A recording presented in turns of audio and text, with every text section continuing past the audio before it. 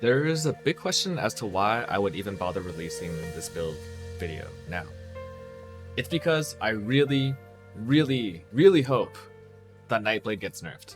My perfect Agony Nightblade Helix Assassin has been able to clear all the content of the game on roughly an exalted budget, or alternatively, in about 30 hours of SSF SC progression for a really good player, if you get a Cortex to drop. This includes the Feared, Hidden, Formed, Twisted, Forgotten, Uber Elder, and I've run them all through multiple times and I've done them deathless. Originally, I set this build up in the Atlas Invasion League, and I had a couple people playing this in different versions during Endless Delirium.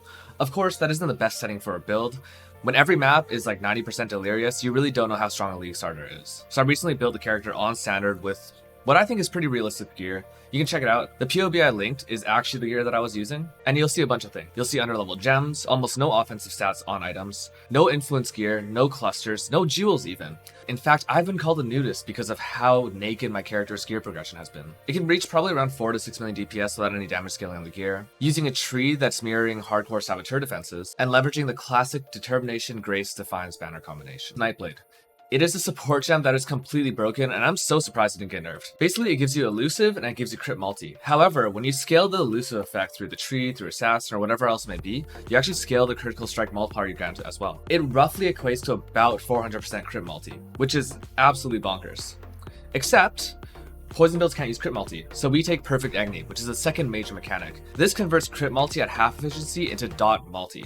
Now, if you were to tell me that a build has 200% dot multi, that would be insane. But that's what this build gets from a support gem and the tree alone. Most builds consider 7% dot multi to be a pretty efficient use of a node on the tree. 200% dot multi is basically equivalent, in this idealized scenario, to 28 nodes on the tree. Now, 28 nodes on the tree. Think about how much damage each node on the tree usually gives you. The third big thing is my choice of Assassin. So Assassin has really strong low-end scaling.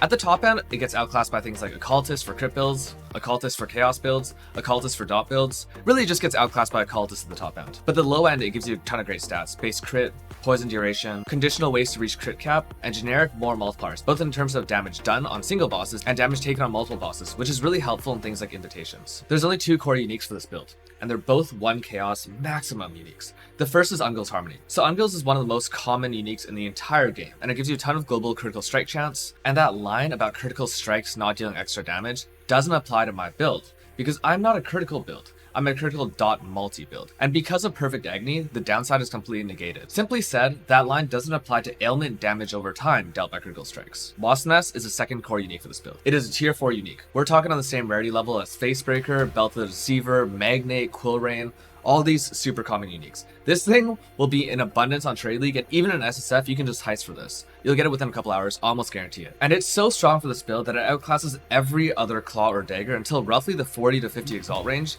and even there, we're talking about a Claw or Dagger that would be almost equal to Wasp Nest. It is so good for Chaos attack builds. It's got great suffixes, and it gives you a ton of Fizz and Chaos damage, both which are really great for scaling poison. Defensively, this build has Grace, Determination, Defiance banner, Ghost Shrouds, Life gain on hit from claws and the tree, elusive, which does get scaled further by the tree, critical strike immunity from the claw mastery, blind from another claw mastery, phasing on kill from a single node on the tree, cap suppression with 2 accessible tree clusters, or pathing towards Magebane if you want to go for an even more hardcore setup, and a cast when damage taking Molten Shell and a Evolve Molten Shell and a Ball of Grace for when things get a little bit dicey. Generally, the tree can be followed quite easily, so I'll just talk about a couple swaps. The poison duration mastery in particular can be swapped out for Plague Bearer mastery, which is really great for endgame mapping when you just want to cruise a bit more. And early on, you might want to use the 300% increased damage for non-poisoned enemies, because that will really help for campaign clear. The damage over time mastery can be swapped out for less damage taken over time from enemies, so this is really useful for encounters like Uber Elder, or sometimes you get Maven influence with Degen Ground. And lastly, the 1% critical strike chance per suppression chance can be swapped out for 10% more suppression if you're lacking suppression on your gear. The gearing is also wonderfully straightforward. Other than the 2 core uniques, everything you want is life, res, and suppression. You'll probably need 1 accuracy roll on gear. Everything else is covered by blind and precision. I currently have 2 higher end POBs. One of them is public, and it's really just an isolation of offensive mods I'd be looking for on influence gear.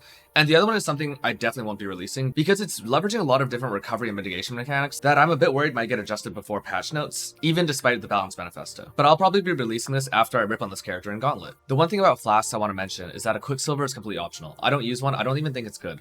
I use Whirling Blades as my primary movement skill of choice level 18 onwards when you get faster attacks. And unlike Shield Charge, Whirling Blades doesn't scale with movement speed. Even without a Quicksilver though, I have roughly about 100% increased movement speed, which is more than most of your builds at a softcore league start. The gem setup is fairly straightforward. straightforward. I actually avoid using Deadly Ailments, even though it's one of the biggest damage supports, because I still want the ability to leech. I use a Whirling Blade setup with faster attacks, and I manually cast Despair. Ancestral Protector gets linked to multiple totems and Withering Touch, and this is one source of Wither on enemies. The other source of Wither is from Withering Step, which needs to be linked with increased duration. You can also look for an Anomalous for 2 additional Withers, which makes it a bit more QOL, but it doesn't make that much of a difference. Cast and Damage Taken and Molten Shell, and a self-cast Vault Molten Shell are also present here. And then in my aura setup, I'm running Determination, Grace, Defiance Banner, and Precision. And lastly, I run a Flame Dash as a supplementary movement skill when you gotta get over ledges, a Plague Bear, which really helps out to round out your clear, and increased AoE to help with that Plague Bear. I also have some notes for leveling, but the short form is this. You start as a duelist, you go grab Splitting Steel, some Wisdom Scrolls, throw those in the stash, and then you go level up your Assassin with Splitting Steel all the way until level 12, at which point you transition into Spectral Helix. Chance to Poison and Onslaught are your primary supports. You might go for Chance to Bleed depending on the colors that you get, and then probably around level 30ish is when you want to add in Nightblade and swap over to Claws. Nightblade really is your 4th link as opposed to your 3rd one. And it also pairs really well with getting Normal Lab and some of the crit nodes on the tree that you're looking for around that same level. After Normal Lab, this build cruises all the way through. You really want to get the aura clusters pretty early so that you can run Determination and Grace, and then you're pretty much set for the rest of the game. I do look for certain key skill gems around here, and I'm not really going to go into the progression of this build. Even my initial run on this build, it took me an hour and 50 minutes to clear Act 5 Futaba, which isn't super fast, but even with just a little bit of practice, I think a good player can do a roughly 3 hour and 30 minute Act 10 Futaba, all skill points and lab done. The last thing I want to cover is contingencies. So even though the Balanced Manifesto is out, we might still see certain adjustments in the patch notes.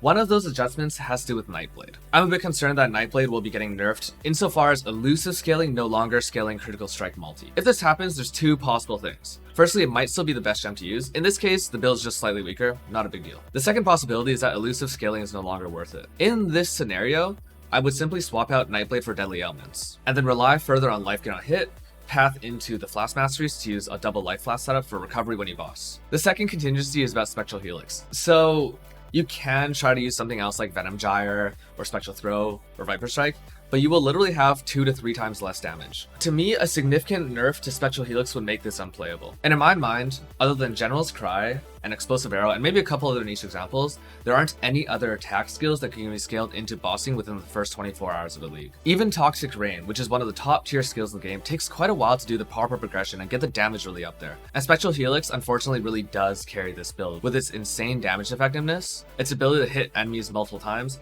and lastly, its complete non-reliance on supports like Pierce, GMP, Chain, or Fork.